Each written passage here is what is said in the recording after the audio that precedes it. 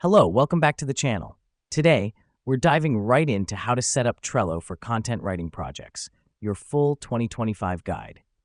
First off, you'll need to create a new board. This is your project's home base.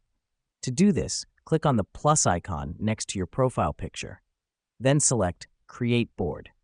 This helps us because it establishes a dedicated space for all your content-related tasks. Now that we've done that, it's time to create lists within your board. These lists represent different stages in your content creation process. For instance, you could have lists titled Ideas, In Progress, Review, and Published. The reason we do this is to create a visual workflow, helping you track progress and manage tasks efficiently. Next up, you're going to add cards to your lists. Cards represent individual tasks or pieces of content. Click on Add a Card under your list and give it a title. This could be the title of a blog post you're working on, for instance. These cards are vital because they break down your project into manageable, bite-sized tasks.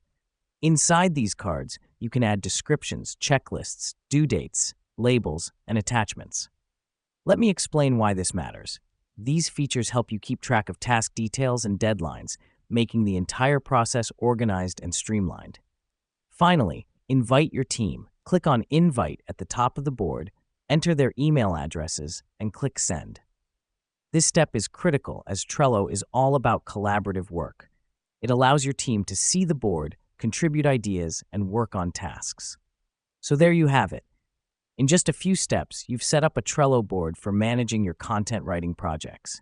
Now, you can easily track your content's progress from idea to publication, all in one place, and with your entire team on board. Thanks for watching, and remember, a well-organized project is a successful project. Until next time, happy organizing.